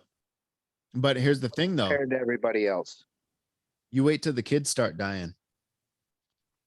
When the kids start dying, you watch that's going to turn around real quick. Well, that's the thing. 'cause they're Especially trying to- now. Well, I'm sorry, Ben, but especially now that where they're saying that just sending your kid to school is implied consent. Yeah, because our kids attend a private school, which I'm grateful for because because the diocese just sent out a letter saying, "Oh, we're not going to force this on the kiddos." It's like, well, good, you better not. I mean, but Do you want to it's die? just worldwide insanity, and the only reason we're not as bad right now, like Australia, is because of the Second Amendment. I mean, that's the only reason. Yeah, but they're quickly working towards solving that problem right now too. So, Right. Well, that's because Americans are pretty restrained, and I'll say, and whatever, we're just going on a tangent, so I'll go along with it. Is because the economy still is relatively stable, and revolutions just don't happen in relatively stable economies. It just doesn't happen. So now, if things keep worsening with the Biden inflation, then yeah, you're going to Oh, see things. it's really not that stable. I mean, if you look at inflation right now, in the last month, we've had 6.2% inflation in a month. Well, well, I that's what I mean, mean. you know what? If you look- I'm sorry, but I paid last Monday, I paid $5.15 a gallon for gasoline. That's the highest I've ever seen it. Let's go, Brandon. Well, just saying, it's still for most people it's still a tenable situation. Like people are still mostly going to work. Now think if the courts don't strike down this illegal, private employer mandate, the senile tyrant's trying to impose. If this, and I don't honestly trust the Supreme Court, especially with Barrett and Kavanaugh. They seem like they're actually snakes in the grass. I But like if to call him Geriatric Joe. But if the Supreme Court doesn't, and right now it's actually been stayed by a circuit court, but if the Supreme Court doesn't stay it and millions of people lose their jobs because of it, that's going to be a game changer as January. So, Well, they did stay it. The fifth yeah, a circuit court. circuit did. Hey, Yeah, you think he's the reincarnation of the Mad King? I think it's possible. But look, here, I mean, kind of tying this into supernatural stuff, because it's like every 250 years is like the kind of a traditional lifespan of an empire, and we're at like 240ish right now. So like we're at the end of our rope. Yeah, but So- we're not really dying as an empire. They're just trying to Oh, what they're trying to do. They're trying to merge the entire world's empire into one. well, that's true. That's true. And they're Yeah, just they're creating the necessary atmosphere for that to happen. well, and So, that's why I think they want to mass murder, billions of people, because like Rona wasn't strong enough to break most people in this country and in many other countries. But you start killing like 10 to 30% of a population, even half. Because, I don't know if you heard about the Nipah virus in Southeast Yeah. Asia. 80% kill rate. Nipah kills now at 40 to 70%. Oh, I thought it was 80. I mean, maybe it just varies on the region. I saw 40 to 70. Could And you be. weaponize that son of a bitch and drop it in the middle of a city. Like that's how you get like think of Well, the question is, how does it spread? Is it airborne, or is it spread by fleas like bubonic plague, or is it like whatever? it does. If it's airborne, we're fucked because it's going to be everywhere quick. Well, I figured that doesn't really matter because people can just manipulate a virus and Yeah. so it's traditionally it's a direct contact with infected animals such as bats or pigs or their body fluids, and then it can go animal to person, then person to person. So bodily fluid, basically. So same like Ebola. Yeah. So that means it's not going to spread that quick. So that's probably not a threat to the global population. So Yeah, like but again- hepatitis A, B, C, all that. Yeah, but again, these people are just gonna manipulate it and, you know, it's like, okay, yeah, traditionally it spreads this way, but once you weaponize it and Well, yeah, like I've said this before. I don't know if I mentioned it on this podcast. I might have in a previous episode, but the book Rainbow Six by Tom Clancy. These Yeah. leftist environmentalists form terrorist. They turn terrorist. They create a weaponized airborne strain of Ebola that they call Shiva or Shiva, like the Indian, like the Hindu god Shiva, destruction, whatever. So they name their weapon Shiva. It's an airborne Ebola strain, and they engineered it to where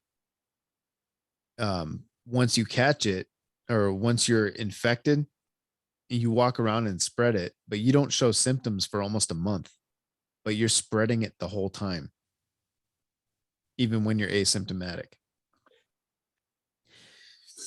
And that's fucking terrifying. Ebola is not a fun way to go. I'm just saying Not at all. humans are just some of the most twisted creatures ever to exist. We are the most twisted creatures ever to exist.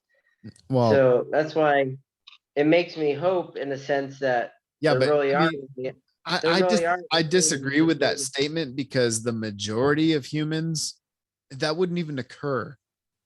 It wouldn't even occur to me to do something like that. Okay, yeah, I agree about percentages because most humans are just kind of I just want to mundane be and left alone. that's true for the Leave most us part. the that's fuck true. alone.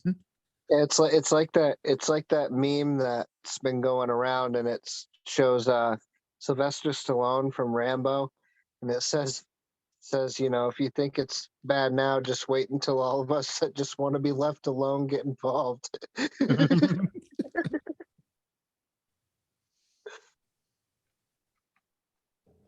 That's a true statement. But like when people ask me, like sometimes like or when I'm trying to describe to somebody like what's the difference between a liberal and a conservative. Essentially meaningless terms these days, by the way. Yeah. I mean, to me, the difference is liberals, they think government is the fucking almighty and they want to control everything. They're control freaks. They want to control you. They want to control everything you do. And that's that. Conservatives just want to be left the fuck alone. Leave me alone. I want to fucking make my money, support my family, and do me. Leave me the fuck alone. The best most concise explanation I ever heard was conservatives want to govern and liberals want to rule. Yep. And That's those are two entirely separate mind frames. yeah. Yep. That yeah. I was gonna say I couldn't have said it better myself, but yeah, not a chance. Which is why, if this technology does exist, it's definitely already in the wrong hands if they're trying to manipulate it. So Yeah, I don't think well, I mean, if what we heard in that video and the later part of the article I was reading was true, everything after 2012 is just, it's one timeline. No matter what decision you make, there's no other timeline. We are all on one timeline. Regardless of the decisions we make, what's coming cannot be stopped. well, and that's fairly that's a fairly biblical worldview because like in Revelations, there's no like magic, there's no switch you can turn off. It just comes to pass. Yeah. I mean, it can probably be delayed for a while because essentially we're not going to see, because I don't know if anyone out there listening is a believer or not. I mean, I don't judge people if they are or not, but I think scripture is particularly insightful. So Christ said that these things wouldn't come to pass until we're in the days of, like the days of Noah. And the days of Noah were nothing but absolute, going back, actually, we kind of talked about Noah earlier. The time of Debauchery. Noah was seen as like universal depravity. I mean, almost every man, woman, and child was like some form of vile scum. It was all just Tatooine, Mos Eisley. Like the whole fucking world was Mos Eisley, just a hive of scum and villainy. Yeah. And so that's kind of the Washington, key. DC. Ronnie, you do realize we're recording video, right? Yeah. So why are you hiding? I don't know, because I'm laying here and I don't feel like being on video right at this moment. Tell me you're not fopping. No, I'm not like who's that guy? Who's that guy with CNN that got caught fapping on Zoom? Jeffrey Friedman. Yeah, Yeah. and he's the first one to talk down to Kyle Rittenhouse and a bunch of other fucking people, and it's like, yeah, dude, you have no room to talk. You were caught jerking off on Zoom. But yeah, so essentially, that's kind of an indicator, is that when there's essentially like this universal depravity, and I don't think we're anywhere close to that. I mean, because I mean, whatever this timeline is that you were talking about, it sounds like there's no turning back from it, as you were describing it. And that's the same thing for Revelations. There's no off switch. It's just gonna happen. And the way the world Yeah, is but you know what turning, though? Like with Revelation, with the end times and all that, I don't think there's any like set specific time that no, this is gonna it's happen. just indications.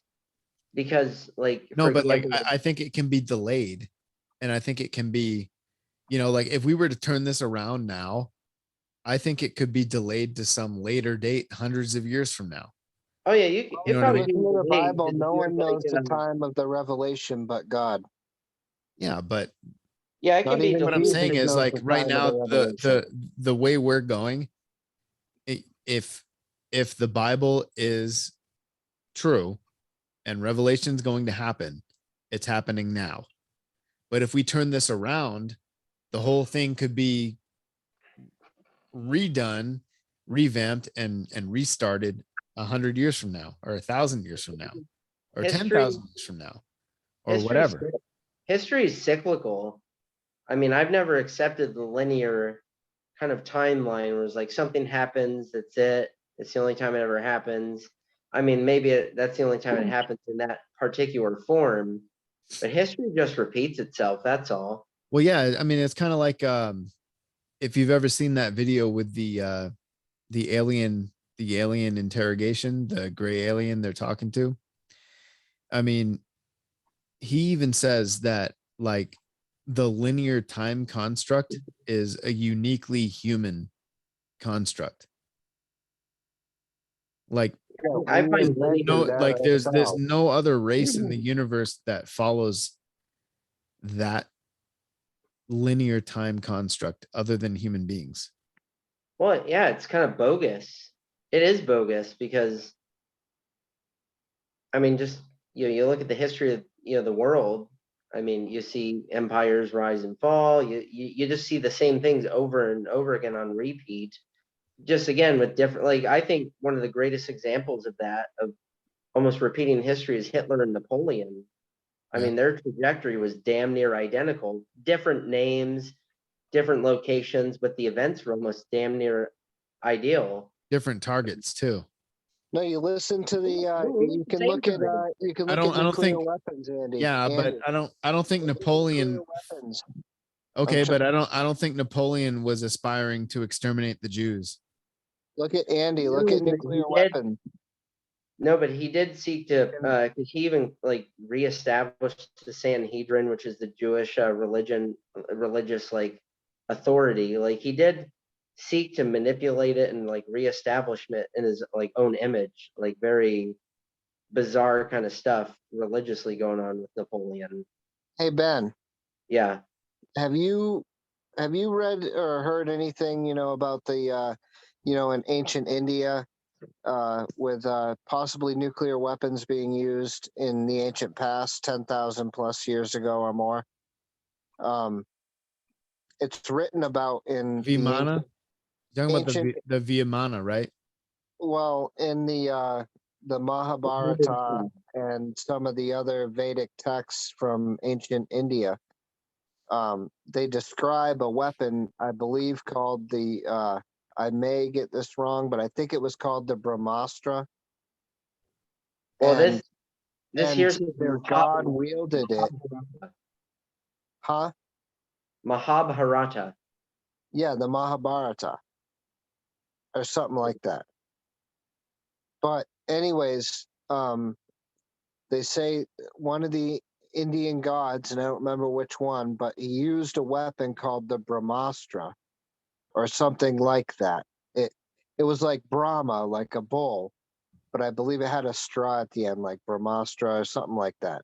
And that after he used the weapon, you know, people that were exposed to it exhibited many signs that we would recognize today as, like radiation poisoning and things like that. If they were far enough away from it to not to be killed outright from it. But also, there's physical evidence to lead credence to that. In India, I think up around in like the Kashmir region and things like that, they found areas where there's just huge areas where the ground has been vitrified and it's melted like to glass, and it shows a lot of characteristics of possible nuclear weapons use in the ancient past. And I only thought about that because Ben was talking about history being cyclic, and that we may be heading down the same road again. Yeah, no, it's interesting. Yeah, it's talking about how a single projectile charged with all the power in the universe, an incandescent column of smoke and flame as bright as 10,000 suns, rose in all its splendor. It was an unknown weapon, an iron thunderbolt, a gigantic messenger of death, which reduced to ashes an entire race. That's allegedly from Mahabharata. That's interesting. Sounds a lot like a nuclear weapon, doesn't it? I Yep, mean, that's literally straight out of the Hindu Bible, their Bible. You well, know what they I have mean? so many texts over there. I don't know, like, I mean, they have a lot of religious books. Yeah. Yeah. Right, but the one you're reading from right now is one of their most ancient. It is far older than The Christian Bible. most religions that exist today at all, by far, by Well, yeah, thousands of because years. the actual the original was written in Sanskrit. Yeah, that's So, pretty much the oldest written language, is it not? yeah, and I think that goes back anywhere from 6 to 10,000 years. So, like almost right to the end of the Ice Age. And again, most stories aren't written down for hundreds or even thousands of years because it's all word of mouth and oral tradition until it's written.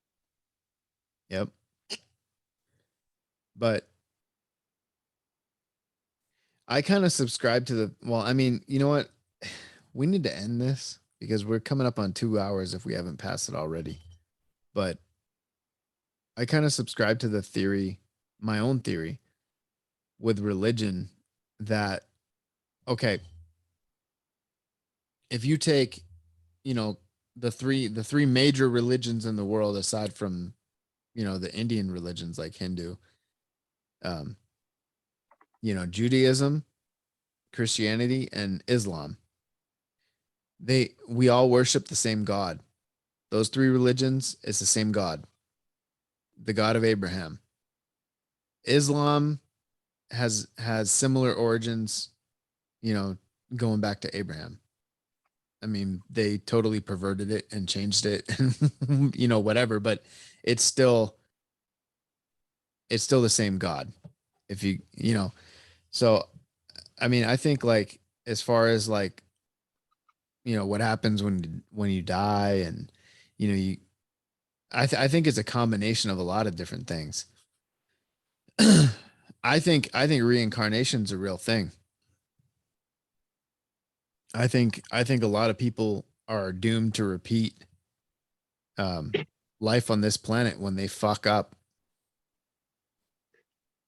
until they pass, until they pass the test. You keep repeating.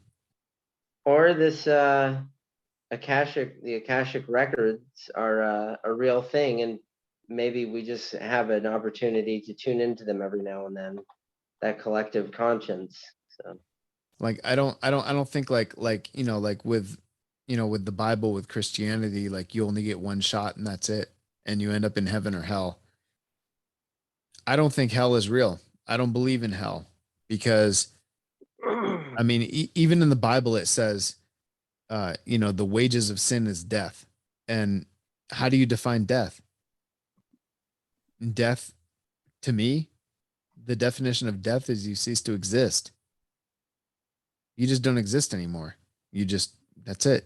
You're done. Um, Eternal slumber. well, I think that's hell was invented to control primitive That's what I humans. think. I don't think you're cast into a lake of fire and you're gonna burn and scream and cry for all eternity. I don't believe that. I think if you're a fucking asshole and you do a lot of terrible shit, when you die, you're just done. That's it. You're Now, well, erased. You're erased from existence.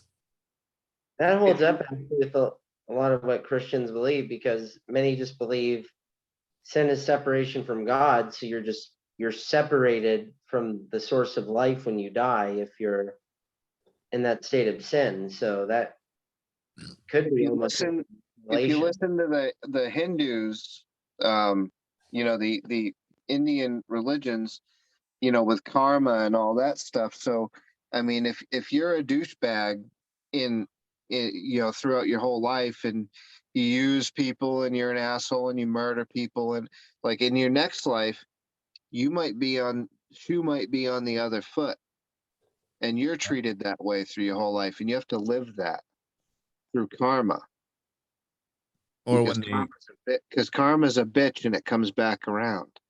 or when they talk about birthmarks, like being um like an indication of how you may have died in a previous life.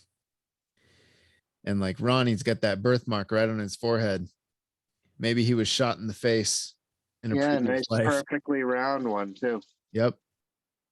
And that leads Same. back what we discussed in a different episode, Yep. when we were talking about our dreams, because I was I was shot in war. Yeah, but And you said you were pretty much shot in the guts. Like you went I down, thought you I were was still awake. what I remember, what I remember was in the chest, Oh, okay. because I couldn't breathe. Like I was hit and I couldn't breathe. So I would assume like a collapsed lung or something like that. Like I couldn't breathe because I couldn't even get a breath out to call for help. And I was trying to. you died in some ditch somewhere. Yeah, with everyone around me still fighting. Yep. I don't have any birthmarks. So maybe I'm a new soul. Maybe. I don't know. Not necessarily. See, souls are eternal. They're immortal. Your soul is old, just like mine is. I mean, you No, may not not. necessarily. There are new. I think there's new souls. There's new souls created all the time, and I don't know. I think that like I've never had an experience or a dream or anything like that that would lead me to believe that I had a previous life. I've never had anything like that. See, I have, and not only dreams or or memories in a dreamscape, but also just like just a knowing. You know, I have a knowing towards so many time periods, it's retarded. But Yeah, this I'm gonna bring up one more thing and then we're gonna end this. Uh the show The Sopranos, they're kind of hustling this like this Jewish owner of a hotel, and they like got his head pinned down, and I don't know what they're gonna do. They're about to like cut his balls off or something. And he's like, oh, he's like, he's like the Romans back in the day, the Romans, the Jewish guy was saying this to them, to Tony and some of his henchmen. He's like, the Romans, um, you know, enslaved the Jews and, this, that, and the other, and what happened to them. And Tony looks down at him. He's like, you're looking at him, asshole. yeah, yeah, basically. Yep. So anyway, so this has been the Supernatural Beer Rose podcast. I don't know how supernatural it was, but it was interesting and nerdy and all of that. Our Instagram is SBB Pod, and the email is supernaturalbeerbros@gmail. So if you got anything you'd like to say to us or me specifically, because I'm probably the only one that's going to see it, hit us up on either one of them. And that's about it, I think. Maybe you'll get an honorable mention on our next episode. Yep. If your gripe is good enough. Yeah. You know what? I'm all for gripes. I don't care. You know what? That's how we get better. But if you're just gonna troll to be an asshole, then I'll ignore you later. Andy, we ought to make a thing where we actually do like the first 5 minutes of the podcast reading all our hate mail. We haven't got any mail. That's the problem. There's no mail at all. I'd actually be happy to get some hate mail, because then at least I know people are fucking watching. They watch like 5 minutes of it and they shut it off. Right? This thing is bullshit. What are they even talking about? Yeah, these guys are fucking morons. Fuck. Yep. So anyway, I could tell Ben's ready for bed, so it's time to go. So this has been the Supernatural Beer Bros podcast, and me, Ronnie, and Ben are signing out.